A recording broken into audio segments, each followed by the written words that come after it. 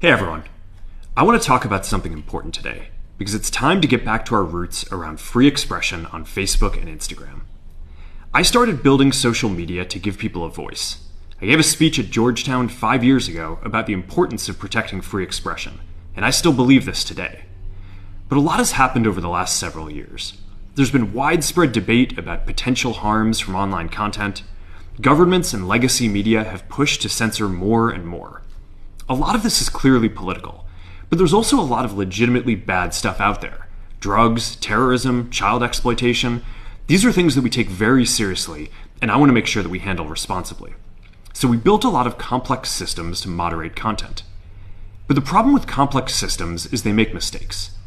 Even if they accidentally censor just 1% of posts, that's millions of people. And we've reached a point where it's just too many mistakes and too much censorship. The recent elections also feel like a cultural tipping point towards once again prioritizing speech. So we're going to get back to our roots and focus on reducing mistakes, simplifying our policies, and restoring free expression on our platforms. More specifically, here's what we're going to do. First, we're going to get rid of fact checkers and replace them with community notes similar to X, starting in the US. After Trump first got elected in 2016, the legacy media wrote non-stop about how misinformation was a threat to democracy. We tried in good faith to address those concerns without becoming the arbiters of truth.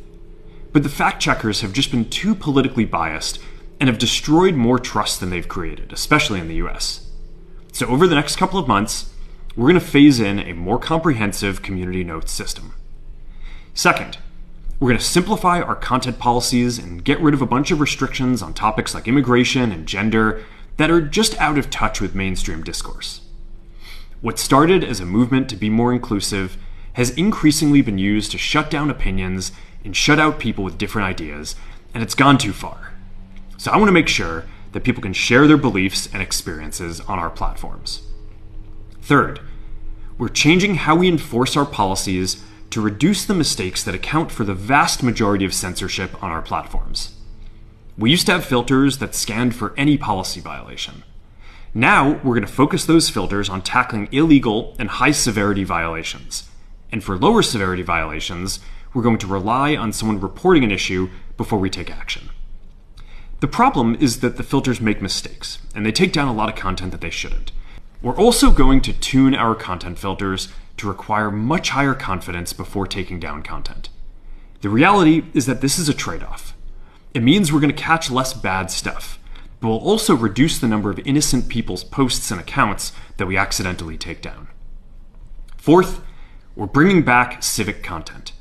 For a while, the community asked to see less politics because it was making people stressed, so we stopped recommending these posts. But it feels like we're in a new era now. And we're starting to get feedback that people want to see this content again. So we're going to start phasing this back into Facebook, Instagram, and Threads while working to keep the communities friendly and positive. Fifth, we're going to move our trust and safety and content moderation teams out of California, and our US-based content review is going to be based in Texas.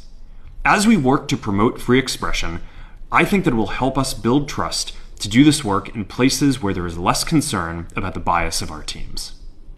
Finally, we're going to work with President Trump to push back on governments around the world that are going after American companies and pushing to censor more. The US has the strongest constitutional protections for free expression in the world. Europe has an ever-increasing number of laws institutionalizing censorship and making it difficult to build anything innovative there. Latin American countries have secret courts that can order companies to quietly take things down. China has censored our apps from even working in the country. The only way that we can push back on this global trend is with the support of the US government. And that's why it's been so difficult over the past 4 years when even the US government has pushed for censorship. By going after us and other American companies, it has emboldened other governments to go even further. But now we have the opportunity to restore free expression, and I am excited to take it. It'll take time to get this right, and these are complex systems. They're never going to be perfect.